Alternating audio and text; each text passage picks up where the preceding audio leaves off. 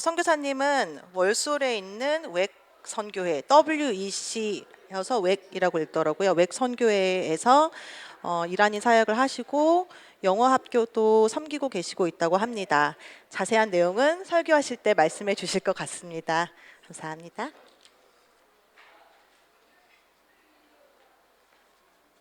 네, 여러분 만나서 반갑습니다. 8년 전에 한번 왔었는데 기억하시는지 모르겠습니다. 저와 저의 가족이 2016년 8월에 입국해서 9월 1일에 월솔에 정착했습니다.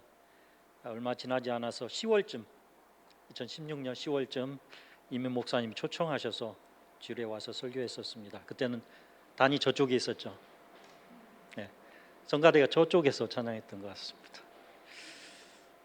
저는 한국에서 배로 보낸 짐이 아직 도착하지도 않아가지고 평상복 입고 설교를 했었습니다.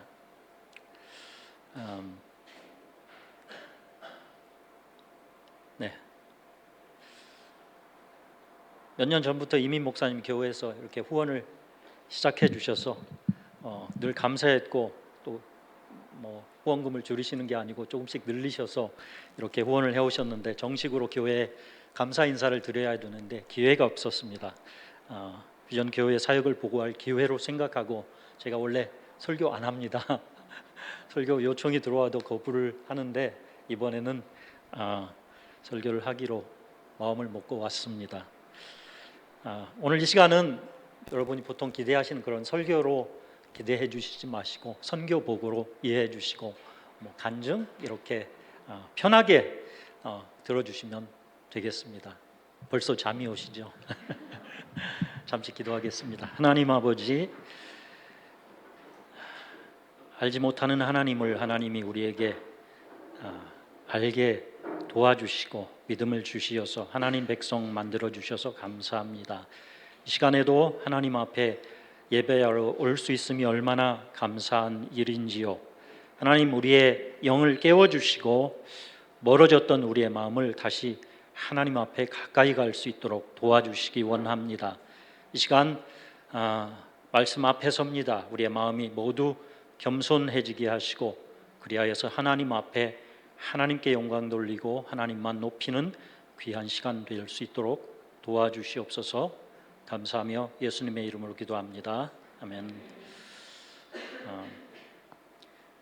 아마 시청하신 분들도 계실 텐데 얼마 전에 우연히 넷플릭스에서 My Name is Logi Wan 이라는 한국 영화를 봤습니다. 보신 분 계세요?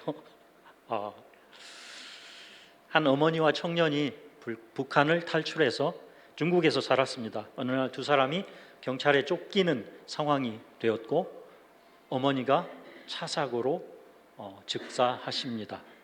청년은 어머니의 시체를 병원에 기부하고 또 받은 얼마 되지 않는 달러 뭉치를 들고 다른 북한 사람들과 함께 비행기를 타고 벨기에로 향합니다.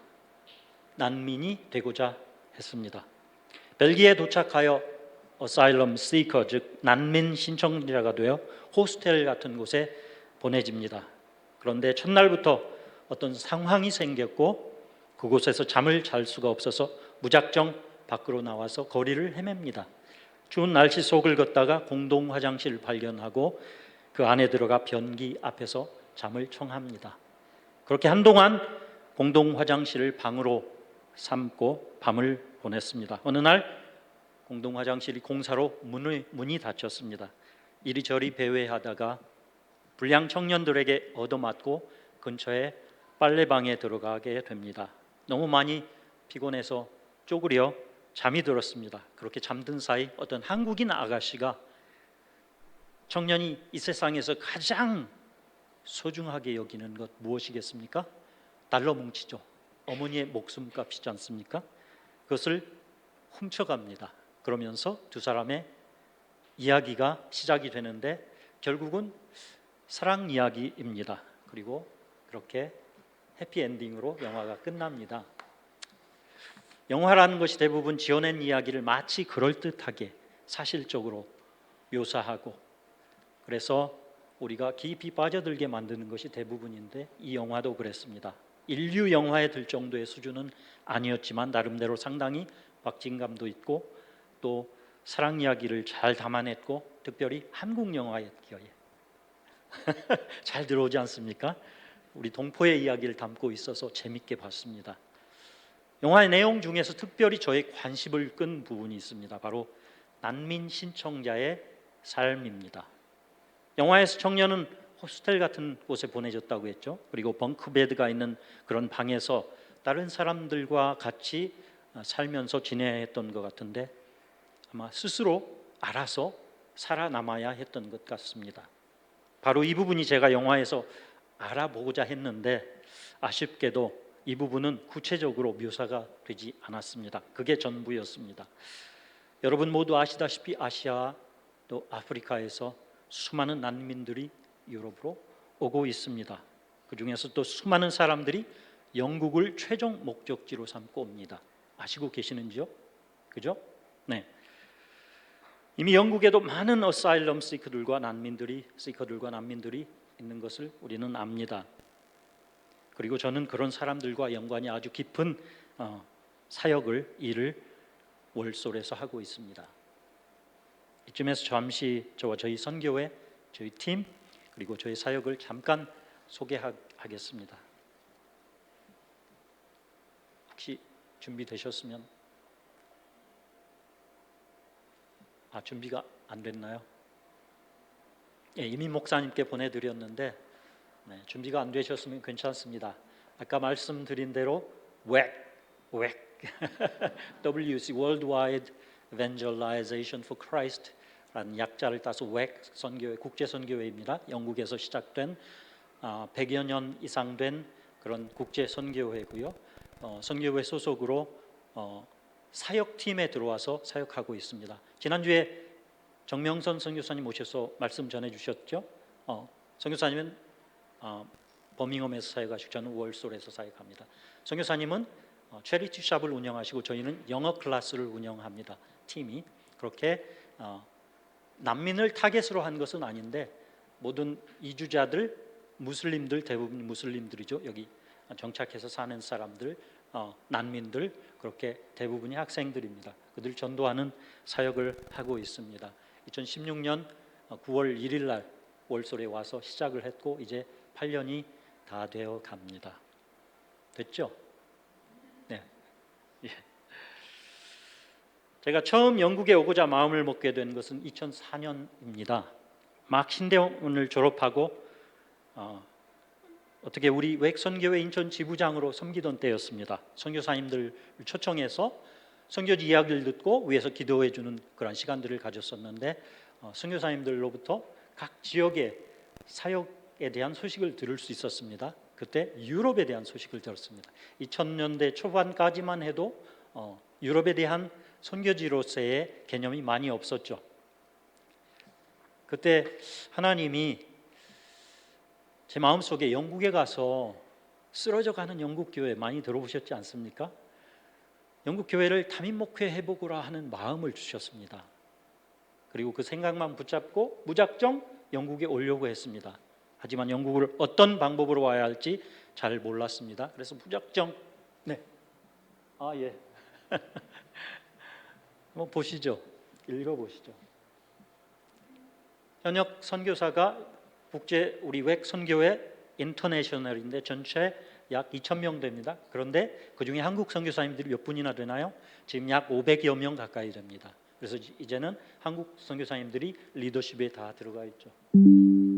다음 사진요.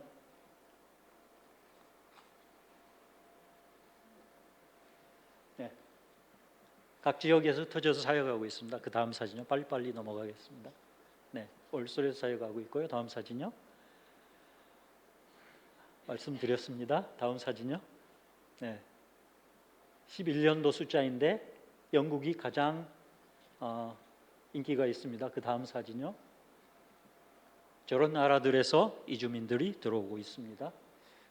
2017년 보고입니다. 그리고 브렉시트 이후에 사람들이 더 이상 트럭 타고 롤리 타고 못 들어옵니다. 이제는 다 배 타고 들어오죠. 다음 사진요. 예. 무슬림 인구가 2011년에 공식적인 숫자입니다. 280만 명. 뭐 지금은 뭐 400만 명 추정할 수도 있고요. 네, 다음 사진요. 다음 사진요. 예, 교회에서 이런 교회에서 영어 클래스를 진행합니다. 다음 사진요. 예, 우리 이란 사람들. 제가 사진을 잘 안 찍는데 예, 세례식이 있었습니다. 예.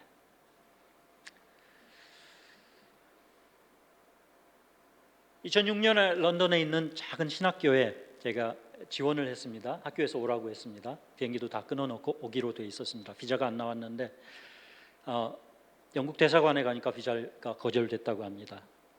뭐 영국으로 비자가 거절됐다는 소리를 들어본 적이 없습니다. 그런 일이 있었습니다. 그래서 영국에 오지 못했죠. 그 이후에 웨일즈에 있는 작은 교회들이 한국인 목회자를 담임 목회자로 구한다는 소식을 듣고 지원했습니다. 서류를 보냈더니 오라고 합니다. 인터뷰하러 왔습니다. 3주 동안 인터뷰하고 갔습니다. 오라고요. 그런데 인터뷰하러 공항에 내렸는데, 카디프 공항에 내렸는데 이미그레이션 직원들이 저를 붙잡습니다. 혼자 왔었는데요. 왜 붙잡았을까요? 학생 비자 한 번 거절된 게 기록이 있죠. 예. 그래서 직원 중에 흑인이 심지어는 이렇게 물어봤습니다. 지갑 열어보라고. 현금 얼마나 가지고 있냐고. 이 친구는 가난할 거야 라는 그런 선입견을 가지고 물어본 거죠. 자존심이 상했습니다. 여러분 어떠셨을 것 같아요? 한국 사람 이 대접밖에 받지 못하나? 정말 자존심이 상했습니다. 2시간을 붙잡혀 있다가 나갈 수 있었습니다. 손을 잘 받고 돌아왔습니다. 교회들이 한 달에 사례비로 250파운드 준다고 합니다. 뭐 그거 가지고 못 살죠. 그래서 한국에 와서 파송교회를 찾아야 됐습니다. 생활비를 만들어야 됐기 때문이죠. 그런데 기다리다 보니까 2009년이 되어서 비자법이 또 바뀌었답니다. 스폰서십 제도 다 아시죠? 그래서 교회는 스폰서십을 가져야 되고 그렇게 초청을 해야 되는데 조그만 교회들이 그걸 할 수가 없었죠. 포기해야 됐습니다. 영국에 오는 것을. 하나님이 또 길을 열어주셔서 2010년에 브리스톨로 또 신학교로 올 수 있었습니다. 2년을 살았습니다. 비자가 다 끝나기도 전인데 이미그레이션에서 떠나랍니다. 또 학교가 스폰서십을 리뉴를 하지 못했기 때문에요. 그렇게 한국에 돌아갔습니다. 다시 영국에 돌아올 수 있을지 없을지 모르는 상황. 여러분 어떻게 하시겠습니까? 가지고 있던 많지는 않지만 짐이 있었겠죠. 어떻게 하시겠습니까? 감사하게도 웨일즈에 있는 조그만 또 영국 교회와 연결이 돼서 5개월 후에 다시 웨일즈로 들어올 수 있었습니다. 2년을 목회자가 아닌 엘더로 담임 목사님과 함께 교회를 잘 섬겼습니다. 2014년에 다시 한국에 들어갔고 지금 우리 선교회와 다시 연결이 되어서 정식 선교사로 이렇게 2016년에 영국에 왔습니다. 물론 처음에 받았던 영국 교회를 목회하는 그 부르심은 뒤로 해야 했고요. 그리고 이 땅에 와 있는 이민자들을 섬기는 새로운 부르심을 받아서 사역하고 있습니다. 2006년에 당했던 그 비자 거절 그 한 번이 영국에 들어올 때마다 이미그레이션에서 붙잡혀서 신문을 받다시피 했습니다. 하나님이 영국 교회를 향해 주신 마음 하나로 2016년 월솔에 정착하기까지 10년을 꼬박 10년을 그렇게 돌고 돌았습니다. 영국에 오고자 하는 마음을 가진 이후로 비자가 거절되고 또 길이 열리지 않을 때마다 영국에 올 수 있는 상황이 더 어려워질 때마다 저는 더 영국에 오고자 하는 마음이 간절해졌습니다. 사람은 그렇죠. 못 가진 것은 더 가지고픈 마음이 있죠. 영국에 오는 것이 어려워질 때마다 더 오고 싶은 그런 마음, 하나님이 주신 마음이겠죠. 제가 완전히 포기했으면 지금 이 자리에 없겠죠. 10여 년의 긴 시간을 짧게 5분 만에 다 드렸습니다. 힘든 시간이었습니다. 그때도 8년 전에 여기 왔을 때도 아마 제 사정을 그렇게 말씀을 드렸었던 것 같습니다. 다른 사람들은 목회에, 선교에 혹은 공부에 힘과 열정을 다해서 각처한 분야에서 최선을 다하고 전문가가 되는 시간이었습니다. 그런데 저는 여기 갔다가 저기 갔다가 그러면서 고생만 하는 시간이었습니다. 10년을 그냥 그렇게 헛되게 보냈습니다. 10년이라는 세월 동안에는 그런 사실조차 알지 못하고 지냈던 것 같습니다. 당장 눈앞에 있는 현실이 힘들기도 하고 나름대로 막연하게나마 언젠가는 여기 영국에서 살게 될 그 앞날만 보고 참 많이 참았던 것 같습니다. 그런데 10년이라는 세월이 지나고 보니 월솔라에 정착하여 이제는 더 이상 돌아다니지 않아도 되겠구나 하는 확신이 든 순간 어떤 생각이 들었겠습니까? 난 지금까지 뭐 했나? 안타깝기도 하고 후회스럽기도 했습니다. 가장 힘있게 열정적으로 일하며 주님 나라를 위해 섬길 수 있었던 인생의 황금기 40대 아닙니까? 그죠? 30대, 40대 그 40대의 시간을 이리저리 떠돌면서 허비했기 때문입니다. 하지만 월솔에 정착하고 사역하며 특별히 난민들을 섬기다 보니 깨닫게 된 것이 한 가지가 있습니다. 뭐겠습니까, 여러분? 그들의 마음을 진정으로 이해할 수 있었다는 것입니다. 제가 영국에 오는데 비자도 거절되지 않고 공항에서도 아무런 제지도 받지 않고 원할 때마다 영국에 쉽게 올 수 있었다면 난민들 이 땅에 오는데 쉽지 않습니다. 이 땅에 오면 그게 끝이 아닙니다. 비자를 받기까지, 그래서 거주할 수 있는 자격을 얻기까지 그들이 하는 마음고생은 이루 말할 수가 없습니다. 그렇게 다른 사람들을 좀 이해하고 섬겨줄 수 있는 그런 마음을 제 안에 만들고자 하는 하나님의 허락하심이 10년 동안 있지 않았을까요? 여러분, 왜 난민들이 목숨 걸고 영국에 오고 싶어 하는지 아시죠? 제가 굳이 설명드리지 않아도 될 것 같아요. 아까 영화 이야기를 했는데 대부분 유럽에서는 그렇게 영국처럼 난민들을 잘 대해주지 못하는 것 같습니다. 난민 신청자들이 오면 영국에서는 홈오피스에서 저들에게 방 하나를 줍니다. 그리고 거기에서 안전하게 지낼 수 있도록 해줍니다. 저들이 머무는 집에 가면 특히 겨울에는 히팅을 얼마나 해야 되는지요. 창문을 열어놓고 반팔로 지내고 있습니다. 그래서 겨울에는 저들의 삶이 부럽습니다. 솔직히 늘 춥게 사니까요. 저들이 영국에 오고자 하는 주된 이유는 이곳에서 받게 되는 혜택 때문이죠. 방을 주고 비록 일주일에 약 40파운드 정도 생활비로 줍니다. 그래서 그것을 먹고 살도록요. 비자를 받을 때까지의 과정이 길고 또 언제 받게 될지 몰라서 마음을 졸이는 시간이지만 정식으로 레퓨지로 되면 당장 이 나라 사람들이 받는 혜택을 똑같이 받게 됩니다. 가족이 본국에 있으면 초청을 해서 같이 살 수 있습니다. 영어로 자녀들이 최고의 교육을 받을 수 있습니다. 수단의 저 시골 벽지, 아프리카 수단의 저 시골 벽지에서 살던 친구들이 이곳에서 레퓨지가 되어서 차를 굴리고 살아갑니다. 신분의 변화가 일어난 그런 상황을 경험합니다. 얼마나 오고 싶어 하겠습니까? 그죠?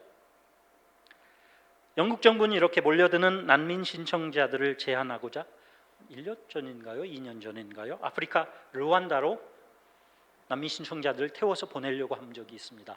물론 인권보호운동가들의 저지로 막혔습니다. 그런데 얼마 전에 영국 의회에서 정식으로 국회의원들이 다수로 어사일럼 시커들을 르완다로 보내기로 공식적인 결정을 내렸습니다. 여러분 아시는 분 혹시?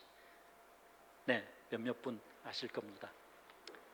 분명하게 두 가지 목적이 있습니다. 첫째는 영국으로 오고자 하는 사람들의 사기를 꺾기 위함이죠. 영국에 가려고 왔는데 르완다로 간답니다. 누가 오겠습니까? 그래서 들어오는 숫자를 최대한 줄여보고자 함입니다.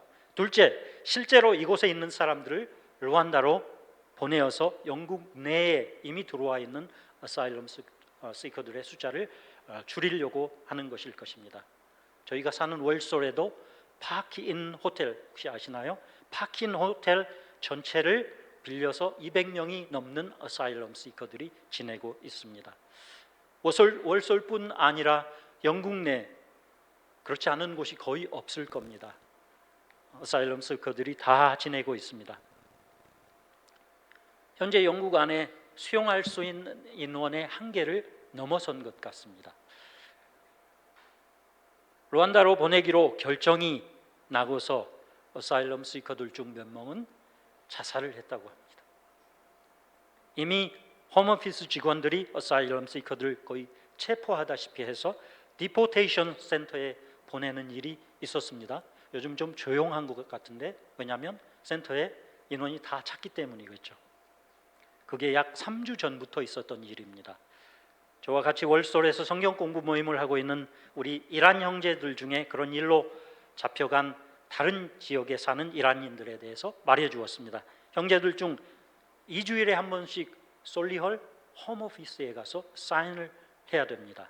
지지난주에 한 형제가 지금 사인하러 가고 있는데 혹시 나한테 소식이 없으면 나도 잡혀간 걸로 알으라고 그렇게 얘기를 했습니다. 감사하게 급하게 기도 제목을 돌려서 같이 기도했고 감사하게 무사히 돌아왔습니다.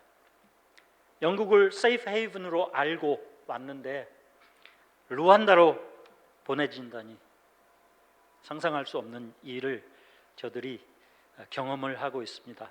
최근에 온 25살 먹은 젊은 이란 형제가 있습니다. 어떻게 프랑스에서 여기까지 왔냐고 물어봤습니다. 딩기라고 하죠. 딩기. 작은 모터보트에 70명이 같이 타고 왔다고 했습니다. 얼마를 주고 왔냐고 했더니 한 사람당 2,000유로를 지급했답니다. 그러면 얼마입니까? 14만 유로죠. 아마 영국에서 비행기 한 대가 떠서 한국까지 가는 그런 이익금이 남는 정도 아닐까요? 예? 얼마나 큰 비즈니스입니까? 얼마나 많은 사람들이 이 비즈니스를 하려고 하겠어요, 프랑스에서? 얼마나 많은 어사일럼 시커들이 그렇게 여기에 오려고 하겠습니까? 2,000유로면 빚을 내서 아마 그렇게 지불을 하고 와야 될 겁니다. 그래도 오죠. 왜요? 여기 오면 다 찾으니까요, 베네핏으로. 그런데 웬걸? 아프리카 루안다로 보내진다고 합니다. 여전히 잡혀갈까 두려워 떠는 이란 형제들에게 어떻게 위로를 해줘야 될지 때로는 어렵습니다. 말은 쉽죠. 믿음으로 하나님을 의지해. 하나님이 지켜주실 거야. 그곳에도 하나님이 함께 가셔. 말은 쉽죠. 이 말들이 대부분 저들에게는 들어오지 않습니다. 왜요? 영국만이 목적이기 때문이죠. 그 외의 옵션은 생각도 해보지 않았습니다. 루안다로 보내주려고 그렇게 많은 돈 지불하고 그 개고생해서 여기까지 왔겠습니까? 오늘 룻기를 읽었습니다.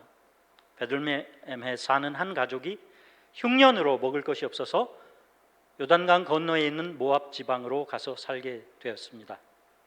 모압은 이스라엘의 먼 친척입니다. 그럼에도 여전히 이 가족은 모압 땅에서 뭡니까? 난민이죠. 자기들의 땅도 없고 그곳의 시민도 아닙니다. 그저 먹고 살기 위해서 온 타국입니다. 한동안 정착해서 잘 살았던 것처럼 보입니다. 그런데 무슨 일이 일어났습니까? 남편이 먼저 죽었습니다. 그래도 그것을 떠나지 않고 두 아들을 잘 키웠고 모압 여자들에게 결혼을 시켰고 가정을 만들어 주었습니다. 그런데 또 무슨 일이 일어났습니까? 이번에는 장성하게 잘 가정을 꾸려서 살아가야 될 두 아들이 어떻게 됐습니까? 죽었죠. 아내의 어머니였던 나오미는 난민이 되어서 살았던 모압 땅에서 이제 모든 살 소망을 찾았습니까? 잃었습니까? 잃었습니다. 살려고 찾아온 남의 땅에서 잘 살기는커녕 남편도 잃고 목숨과 같은 두 아들을 잃었습니다. 남의 이야기니 쉽게 말할 수 있지 저와 여러분의 이야기라면 쉽게 말할 수 있겠습니까? 나오미만큼 불행한 사람이 어디 있습니까? 이런 나오미한테 삶의 의미가 어디 있었겠습니까? 그죠? 그래서 자신을 즐거움, pleasure라는 뜻의 나오미라 부르지 말고 마라, 비터라고 부르라고 합니다. 7월 1일 날 루안다로 첫 비행기가 뜰 거라고 어사일럼 시커들이 말해 주었습니다. 그 말이 정말인지는 모르겠지만 붙잡혀서 루안다로 보내지기만을 기다리는 그 디포테이션 센터에 있는 어사일럼 시커들, 그들의 심정이 어떨까요? 나오미만큼은 아니겠지만 그만큼 낙담해 있지 않을까요? 아직 붙잡혀가지 않았지만 언젠간 또 붙들려갈지 모른다라는 두려움 속에 살고 있는 어사일럼 시커들은, 우리 일하는 친구들은 어떨까요? 지나고 보니 저도 10년의 떠돌이 기간 동안 비슷한 심정을 겪었던 것 같습니다. 나오미하고는 비교가 되지 않는 상황이죠. 영국 오는 것을 포기하고 한 교회의 파송을 받아서 필리핀에 선교사로 떠날 준비를 했습니다. 다 마쳤습니다. 그런데 갑자기 몸이 아팠습니다. 피를 토했습니다. 그 이후로 필리핀에 가지 못했습니다. 월요일 날 가는 건데요, 내일 가는 건데, 오늘 파송 예배를 드리고 내일 가는 건데 못 가게 되었습니다. 그로 인해서 파송교회도 저를 선교사로 더 이상 이제 인정하지 않게 되고, 그래서 파송교회를 떠나야 됐고, 제가 속한 우리 선교회 GMS라고 교단 선교회에서도 제가 아파서 더 이상 선교를 할 수 없으니 권고사직이라는 이름으로 저를 사직시켰습니다. 선교사로서의 직위를 빼앗은 거죠. 갑자기 저의 아이덴티티가 없어졌습니다. 타이틀은, 목사 타이틀은 여전히 가지고 있는데 제가 목회를 하는 것도 아니지 않습니까? 나는 누구지? 어제까지 선교사였는데 이제는 선교사도 아니고, 이제는 어떻게 살지? 좀 더 솔직하게 말씀을 드리면 이제 뭐 해 먹고 살지? 나의 존재감도 자존감도 미래에 대한 계획과 소망도 다 없어졌습니다. 가장 힘든 시간이었습니다. 그게 바로 2009년 12월에서 2010년 4월까지 일어난 일들입니다. 우리 둘째가 2010년 4월 28일 날 태어났습니다. 얼마나 기쁘고 행복해야 됩니까? 그런데 예쁜데 이 인생이 행복하지 않았던 것 같아요. 제가 왜 힘들었을까요, 여러분? 방금 말씀드렸습니다. 소망이 없어졌기 때문이죠. 계획이 없어졌기 때문이죠. 내가 생각하고 기대했던 모든 계획이 다 없어졌습니다. 여러분, 창세기에 나오는 요셉의 이야기 잘 아시죠? 하나님의 계획을 꿈으로 알려주셨는데 그 꿈으로 인해서 어떻게 됩니까? 형들한테 팔립니다. 노예로 애굽에. 그뿐만이 아니고 하나님 앞에서 죄짓지 않으려고 어떻게 합니까? 보디발의 아내의 요구를 뿌리쳤습니다. 그런데 그 일로 인해서 오히려 모함에 빠져서 감옥에 갇혀서 지냅니다. 얼마나 억울합니까? 자신의 삶을 계획하고 준비하며 소망을 가질 형편이 되지 않았습니다. 얼마든지 낙담하고 힘들어했을 수도 있는 요셉이었습니다. 창세기 40장에서 술 맡은 관원장의 꿈을 해석해주고 그 관원장이 3일 후에 다시 복직되어서 바로에게 술을 따라주는 일을 하게 될 터이니 자신을 잊지 않고 구해달라고 요셉이 감옥에서 부탁을 합니다. 40장, 창세기 40장 14절에서 15절입니다. 당신이 잘 되시거든 나를 생각하고 내게 은혜를 베풀어서 내 사정을 바로에게 아뢰어 이 집에서 나를 건져주소서. 나는 히브리 땅에서 끌려온 자요 여기서도 옥에 갇힐 일은 행하지 아니하였나이다. 자신이 애굽에 온 것도 지금 감옥에 있는 것도 자기가 잘못해서 그런 것이 아니라고, 그래서 도와달라고 부탁하고 있습니다. 성경에는요, 요셉이 불평을 했다거나 나 어려워 라는 말을 했다거나 하는 언급이 없습니다. 요셉은 늘 하나님 앞에 신실했습니다. 그렇죠? 그런데 오늘 뭐라고 합니까? 요셉이 자신의 어려움을 토로하고 있는 것이죠. 요셉도 사람 아니지 않습니까? 얼마나 억울하고 고생하고 있습니까? 억울하게 그런 삶을 살고 있다고 고백합니다. 아, 나 사는 거 힘들어 라고 하는 것이죠. 그럼에도 요셉은 저와 달랐습니다. 자신이 처한 상황 때문에 심리적으로, 정신적으로 자기 연민에 빠지고 또 이런 인생 살아서 못하나 하는 생각으로 자살을 할 생각을 하거나 살 소망을 잃었거나 하지 않았습니다. 하나님이 주신 꿈을 잊지 않고 자신을 언젠가는 도우실 그 신실하신 하나님을 믿고 바랐기 때문에 그런 극한 상황들을 견뎌내고 살아낼 수 있었습니다. 그리고 결국에는 애굽의 총리가 되고 우리 다 아시는 대로 자신의 모든 가족을 다 데려와서 애굽에서 살게 됩니다. 저는 2010년 그 봄 한 3월이었나요? 공황장애 증상을 한번 겪었습니다. 겪어보신 분 계세요 혹시? 어떤 형태로든. 공황장애가 증상이 다양하다고 하는데요, 밤에 동기 목사님하고 문자를 하고 정확하게 12시가 되어서 누웠습니다. 근데 새벽 5시까지 5시간 동안 숨을 쉬는데 숨을 쉬어지지 않습니다. 공기가, 산소가 내 몸으로 들어오지 않는 그 느낌, 물에 빠져서 허우적대는 그 느낌, 5시간을 겪었습니다. 얼마나 심리적으로 밑바닥에 있었을까요? 네. 그래서 요셉이 위대합니다. 시간이 지나고 아버지 이삭이 돌아가셨습니다. 그러자 동생을 애굽에 팔았던 형들이, 혹시 동생이 누굽니까? 국무총리 아닙니까? 그죠? 자신들을 혹시 죽일까 두려움에 떨어서 어떻게 합니까? 요셉 앞에 살려달라고 무릎 꿇고 엎드렸습니다. 그러자 요셉이 뭐라고 합니까? 창세기 50장 19절에서 두려워하지 마소서, 내가 하나님을 대신하리이까. 당신들은 나를 해하려 하였으나 하나님은 그것을 선으로 바꾸사 오늘과 같이 많은 백성의 생명을 구원하게 하시려 하셨나니 당신들은 두려워하지 마소서, 내가 당신들과 당신들의 자녀를 기르리이다. 요셉은 하나님의 약속을 잊지 않고 있었고 지키시는 하나님을 믿었습니다. 그렇기에 요셉은 절대 흔들리지 않고 신실하게 어디에서든 모두에게 모범이 되는 그런 삶을 살 수 있었습니다. 저는 그렇지 못했습니다. 하나님의 신실하심을 믿지 못했습니다. 상황에 따라 낙담하였습니다. 부끄럽습니다. 부끄러운 믿음입니다. 목사인데 여러분 앞에 고개가 숙여집니다. 부끄러운 믿음입니다.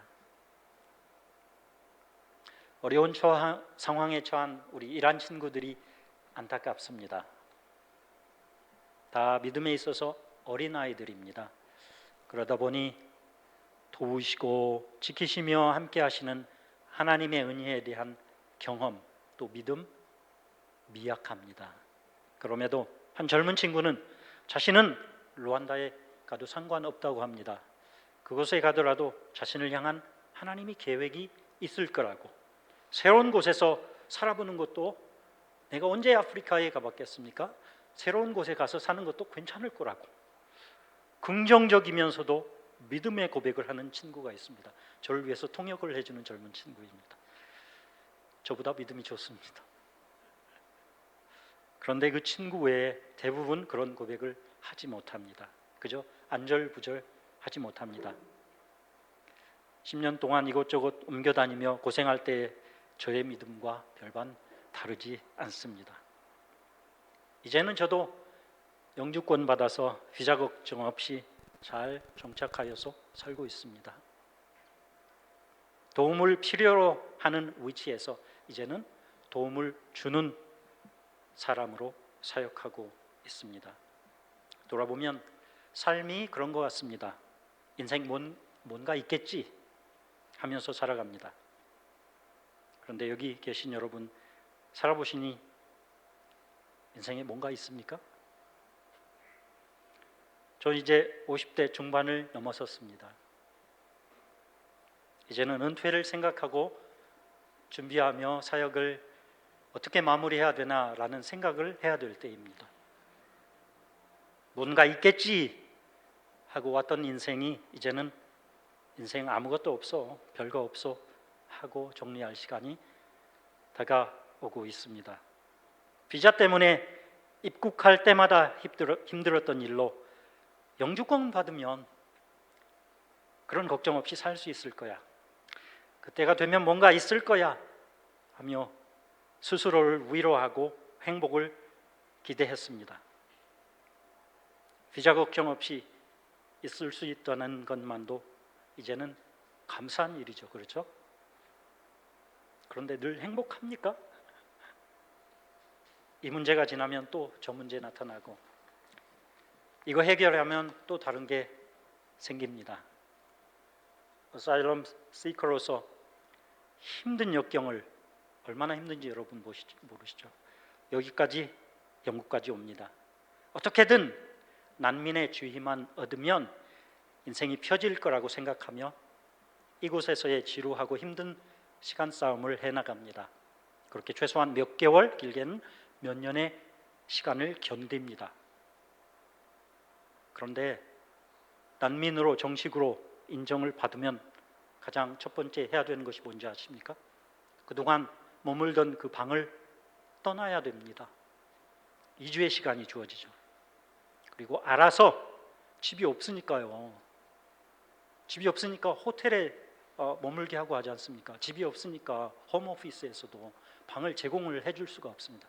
알아서 방을 찾으라고 합니다. 방을 구하지 못하면 어떻게 됩니까? 홈리스가 되죠.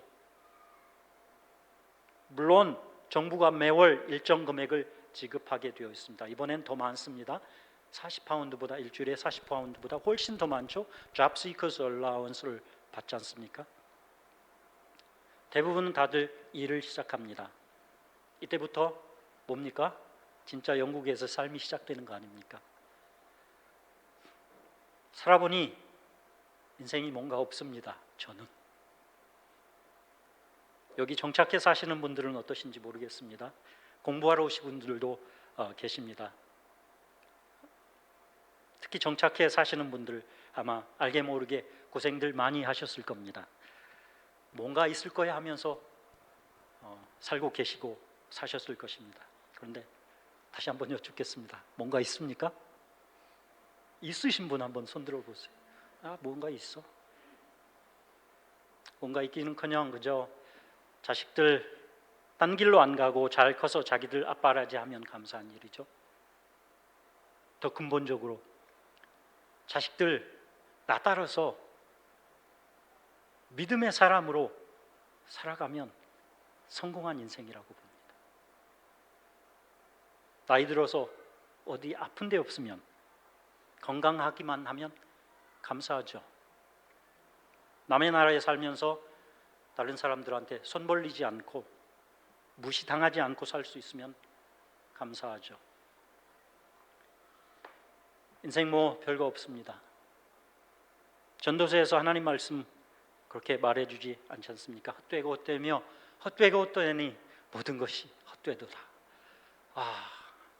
죄송합니다. 제가 허무주의자가 되어서 여러분을 허무주의자로 만들고 있습니다. 그런데 솔로몬이 주신 지혜 아닙니까? 여러분 다윗 잘 아시죠? 아버지 다윗도 늙었습니다 이제. 그리고 아들 솔로몬에게 왕위를 넘겨줬습니다. 성전을 지을 모든 것도 다 준비했습니다. 이제 죽을 날이 얼마 남지 않았습니다. 그리고 나서 다윗이 하나님 앞에 기도하면서 이렇게 고백하는 구절이 있습니다. 역대상 29장 15절. 우리는 우리 조상들과 같이 주님 앞에서 이방 나그네와 거류민들이라 세상에 있는 날이 그림자 같아서 희망이 없나이다. 이방 나그네와 거류민들이라. 영어로는 aliens and strangers. 이 땅에서 나그네라고 하는 거죠. 뭡니까? 더 짧게 두 글자로 난민이라고 하는 거죠. 이 세상에 있는 날이 그림자 같아서 희망이 없나이다. 그 누구도 겪지 못한 파란만장한 인생을 살았던 다윗이 인생을 다 살고 우리에게 주는 삶에 대한 평가입니다. 다시 한번 인생 뭐 없다라고 하는 거죠. 다시 한번 여쭙겠습니다. 혹시 몰라서 인생 뭐 있다 하는 분 손 들어보세요. 인생 뭐 있다 해야 살죠. 그렇지 않습니까? 그 소망 가지고 가는 거 아닙니까? 30대, 40대, 20대, 30대, 40대는 그렇게 살아야죠. 인생 뭐 있어 하면서 살아야죠. 그래야 살 소망이 있죠. 근데 살아보니까 인생 뭐 없습니다. 지금 인생 뭐 있어가지고 뭐가 있겠습니까? 우리는 그저 난민입니다. 여기서 잠깐 머물다 가는 나그네입니다. 영주권을 받기 전까지는 몰랐습니다. 21년 12월에 받았습니다. 22년 겨울이 왔습니다. 재작년이죠. 어찌 그리 겨울이 춥고 길던지요. 힘들었습니다. 내가 이 축축하고 우울한 영국의 겨울을 이렇게 어렵게 겪었던 적이 있는가? 없습니다. 왜요? 그전에는 영국의 겨울을 어려워하며 지낼 만큼 마음의 여유가 없었기 때문이죠. 이제 마음의 여유가 생겼습니다. 그러다 보니 이제는 별것 아닌 것처럼 보였던 날씨가 아주 힘들게 합니다. 날씨 때문에 우울증에 걸려서 힘들어하시는 한국 분들의 소리를 들었습니다. 남의 이야기로만 들었습니다. 그런데 그것이 저의 이야기가 되었습니다. 지난 겨울은 잘 견뎠습니다. 마음의 준비를 했기 때문이죠. 여전히 저는 오늘 너무 좋습니다. 저는 추운 것보다 더운 것이 더 낫습니다. 하나님 이제는 저를 따뜻한 적도의 나라로 보내셔 사역하게 해주셨으면 좋겠습니다. 제가 필리핀하고 인연이 깊습니다. 너무나도 필리핀에 가고 싶습니다. 너무나도 가고 싶습니다. 여기 겨울이 너무 싫습니다. 사람이 이렇습니다. 그리고 인생이 뭐 없습니다. 죄송합니다. 20대 죄송합니다. 20대 20대는 귀 막고 들으셔도 됩니다. 이 땅에서의 삶이 그렇습니다. 제가 마지막으로 설교해 본 지가 언젠지 한국에 가 설교하고 저 설교 안 합니다. 이렇게 설교해도 되는지 모르겠네요.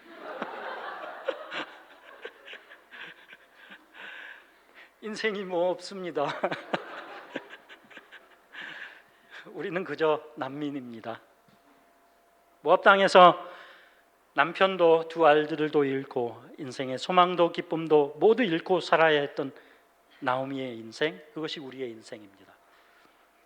목숨 걸고 가진 재산 다 털어서 여기까지 와서 행복하게 살려고 하지만 정식으로 난민의 지위를 얻으면 천국과 같은 삶이 기다릴 것 같지만 여전히 이 땅에서도 이 모양 저 모양으로 고생하면서 살아야 하는 것은 매 마찬가지인 삶이 저 난민들의 삶이기도 합니다. 여러분은 어떠신지 모르겠습니다.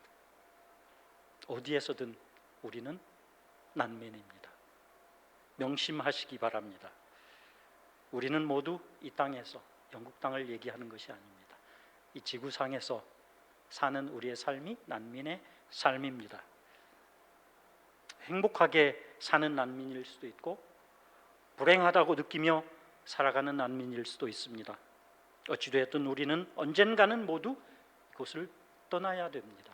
왜요? 우리의 땅이 아니기 때문에, 난민이기 때문입니다.